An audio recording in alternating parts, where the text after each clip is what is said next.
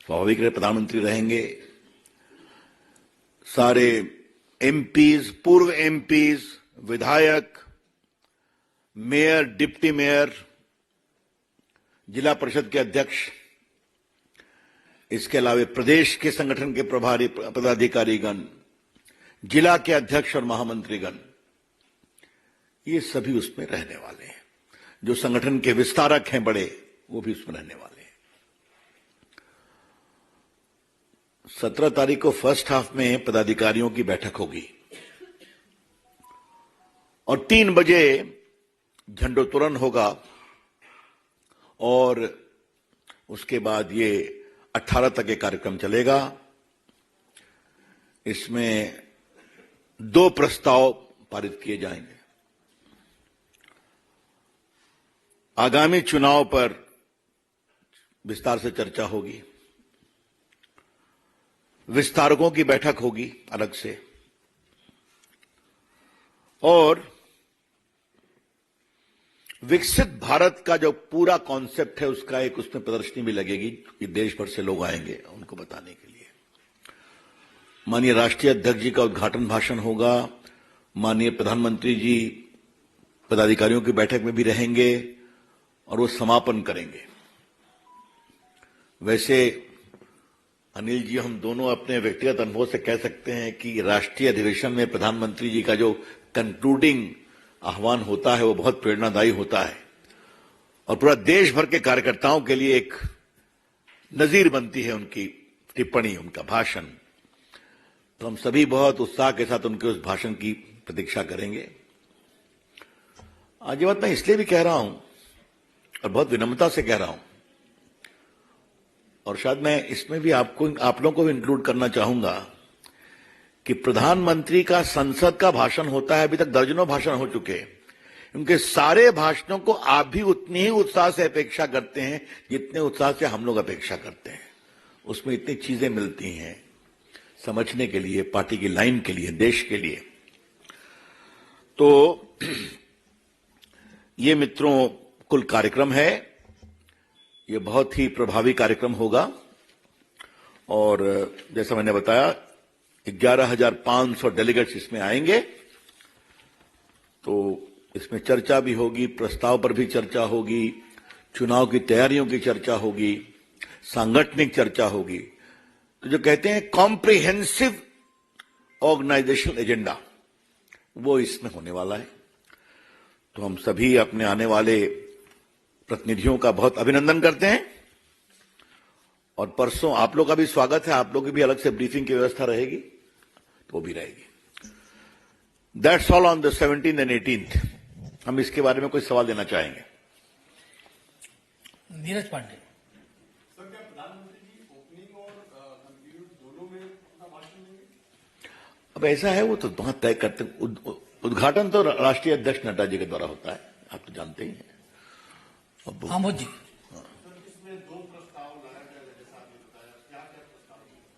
अब आपको बताएंगे सर। कोई आप रविंदर जी, पहले ये वाला कर ले एक बार, पहले इस बारे में पूछ लेते हैं, फिर उसके बाद सुजीत।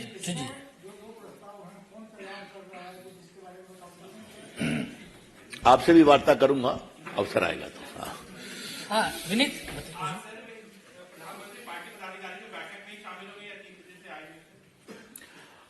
देखिए, पदाधिकारियों की बैठक में भी प्रधानमंत्री आ सकते हैं, ये सब उनके विवेक पर है, ये हम आपसे कहना चाहेंगे। रविकांत, आप पूछना चाह रहे थे? अच्छा रविंदर जी, आप इसी बारे में? नहीं भाई, अभी नहीं हुआ है। आप लोगों का इसी बारे में पूछे हिमांशु जी। रवि जी, क्या राम मंदिर को लेकर भी प्रस्ताव आएगा और बाकी प्रस्ताव? आपका कोई सवाल है क्या? नहीं, अलग नहीं, पहले इस बारे में बोलिए। आपका इस बारे में? ठीक है, रविंदर जी पूछिए। रवि जी बैठे, 2 सवाल। एक है कि चुनावी बॉन्ड को लेकर सुप्रीम कोर्ट ने जो फैसला लिया है, आपके उस कानून को ही असंवैधानिक करार दिया है और जो भी आरोप लगाया जा रहा है कांग्रेस की तरफ से राजनीतिक घूस लेकर बीजेपी इस बॉन्ड को लेकर आई। पहला सवाल। और दूसरा है कि एक वीडियो वायरल हुआ है, इसी बारे में एक एक करके पूछिए ना, पहले इसके बारे में। हाँ जी। मुझे लगता है कि इस पर काफी मित्रों का सवाल होगा, तो मैं पार्टी की ओर से एक आरंभिक टिप्पणी करता हूं, क्योंकि औपचारिक टिप्पणी इस पूरे जजमेंट को पढ़ने के बाद बताई जाएगी. Since the judgment is of a constitution bench running into hundreds of pages, it requires a comprehensive study and thereafter a structured reply. तो ये आपसे हम बहुत विनम्रता से कहना चाहेंगे कि जो कि सुप्रीम कोर्ट के संवैधानिक पीठ का यह फैसला है, अतः पार्टी की ओर से और संभवतः सरकार की ओर से आवश्यकता पड़ेगी तो इसका सुविचारित टिप्पणी की जाएगी. आज जब मैं पार्टी के राष्ट्रीय मंच पर बैठा हूं तो कुछ बातें हम कहना चाहते हैं. ये निर्णय एक बहुत ही प्रामाणिक उद्देश्य के लिए लाया गया था. This decision was undertaken for a very laudable objective to bring in transparency in electoral funding. चुनाव में पारदर्शिता हो फंडिंग में, इसके लिए लाया गया था. चुनाव में कैश का प्रभाव कम हो, उसके लिए भी लाया गया था. इस बात को समझना बहुत जरूरी है. और हमारे जितने चंदा देने वाले लोग हैं, उनकी अपेक्षा थी कि अगर उचित होगा कि हमारे लिए भी गोपनीयता रखी जाए. और ये बहुत अस्वाभाविक नहीं है. मैं आपको एक अपने राजनीतिक अनुभव से बात कहना चाहता हूं. कहीं पर कोई सरकार है तो हम उनको सहयोग करते हैं. अब मान लीजिए वो सरकार हार गई और उनके विरोधी दूसरी जगह आए तो वो उनके खिलाफ हो जाते हैं. इसलिए कोई ईमानदारी से बिजनेस कर रहे हैं तो उनको अपना काम करें, ऐसा विचार था. और जो लेवल प्लेइंग फील्ड की बात करते हैं, उनके बारे में मुझे एक ही बात कहनी है. जहां तक कांग्रेस की टिप्पणी मैंने सुना नहीं है, अगर उन्होंने कहा है कि घूस लेके दिया गया है, अगर ये कहा है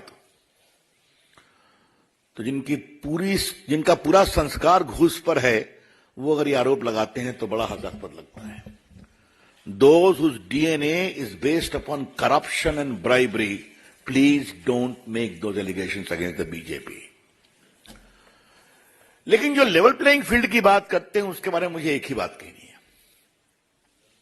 फील्ड लेवल का है या लेवल का नहीं है, ये तो उन्हीं के बारे में तय होगा ना जो फील्ड के अंदर हैं. जो फील्ड के बाहर हैं, वो लेवल में है या नहीं है, कैसे तय होगा? आप फील्ड में है या नहीं कौन तय करता है? जनता तय करती है. तो अगर देश की जनता ने बहुतों को फील्ड से बाहर कर दिया है, वो लेवल प्लेइंग फील्ड की बात करते हैं, तो और हम क्या बताएं? आप समझते हैं मेरा इशारा किसकी ओर है. बहुत से लोग को चुनाव में एक सीट भी नहीं मिलती है. आपने पुराने बड़े बड़े प्रभाव के क्षेत्रों में, इसलिए वो बात अलग है, छोड़ दीजिए. लेकिन हां, चुनाव में सुधार के लिए ये हमारी मोदी जी की सरकार का एक प्रयास नहीं था. आपको याद होगा वोटर लिस्ट पर आपकी फोटो छपती है, ये भी उस समय हुआ था ना. आज बड़ी संख्या में जो ईवीएम्स लाए गए, उससे बूथ कैप्चरिंग बंद हुई है ना.